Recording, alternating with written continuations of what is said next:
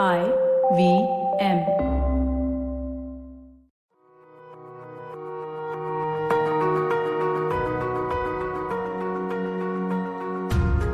Let's play a game.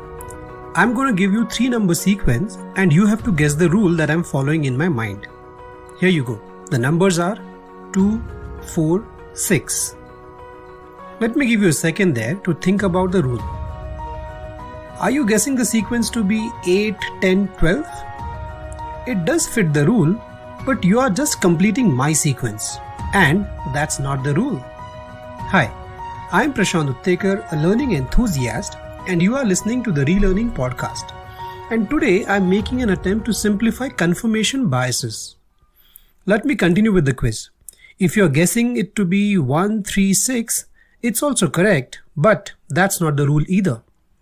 If you are saying the numbers to be 2, 3, 1, it doesn't fit the rule.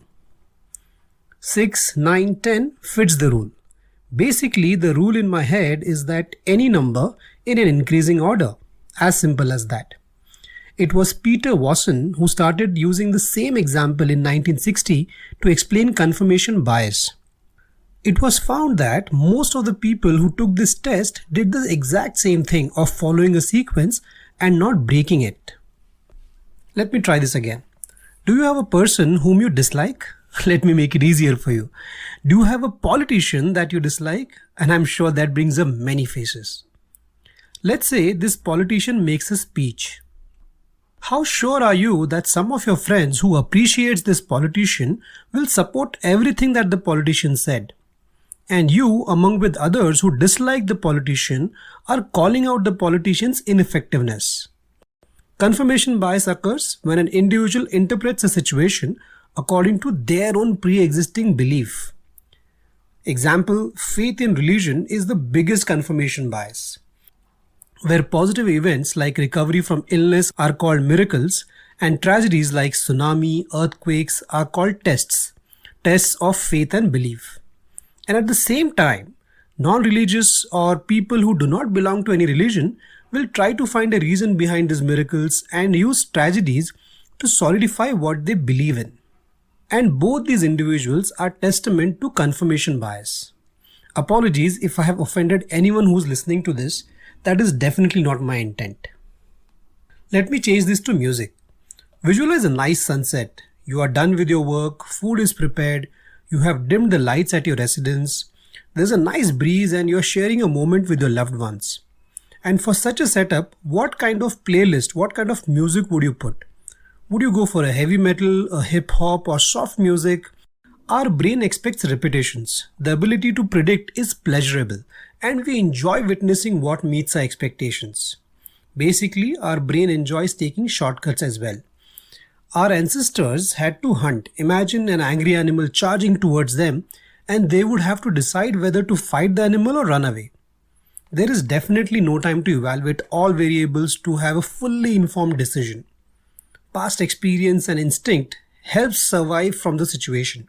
Use of shortcuts to make quick decisions is based on our survival instincts.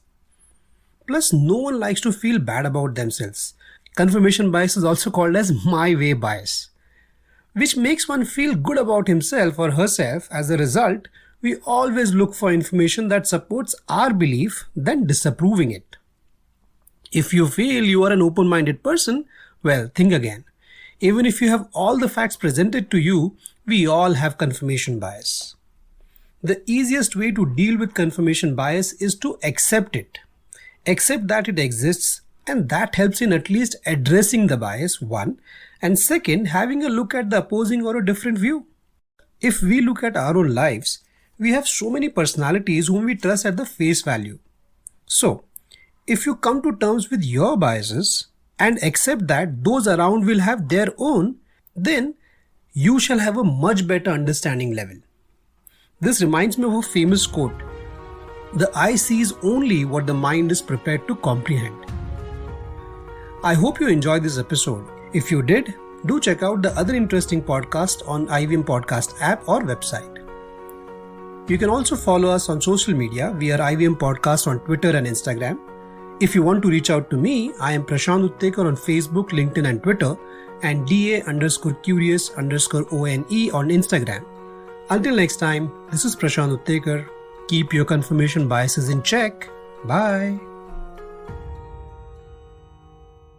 Hey everybody, it's been a great week on the IVM Podcast Network. On Misconduct with Raghavi and Nisha, we learn about the very famous case of Indrani Mukherjee. Not the murder, but of foreign investment violations and money laundering. It's an exciting double episode. On Naan Kari, Sataf and Archit talk about the superfoods haldi or turmeric, its health benefits, cultural significance, economics, and much more. On Storytellers and Storytellers, Vineet is joined by Keshav Chaturvedi. He's the host of Tere Mere Rasta and a veteran photographer. He shares his journeys from photos to podcasts. On The Habit Coach with Ashton, host of Paisa Vaisa, Anupam Gupta shares how one can cultivate the habit of saving. And on KBCD, find out what Sunetro and Farad's favorite picks are when it comes to the portrayal of queer sex on screen. Do follow us on social media. We're IVM Podcast on Twitter, Facebook, Instagram, and LinkedIn. And remember, if you're enjoying this show or any of the shows on the IVM network for that matter, please do tell a friend. We really appreciate that. And finally, I'd like to thank the sponsors on the network this week, Siet Cred, Bank of Baroda, Quarter, and CoinSwitch Bear. We really do appreciate the support.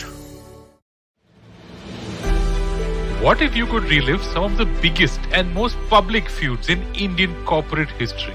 Peer back through the window of time to see who among HUL or Nirma stood on top. Or who was more dominant between Tata Motors and Maruti Suzuki? Tune in with me, Ambi Parmeshwaran, And me, Anupam Gupta, on Bank of Baroda presents The Last Brand Standing. where we talk about two brands vying for the top position. And what their journeys were. Every Tuesday on the IVM Podcast app or website. Or wherever you get your podcast from.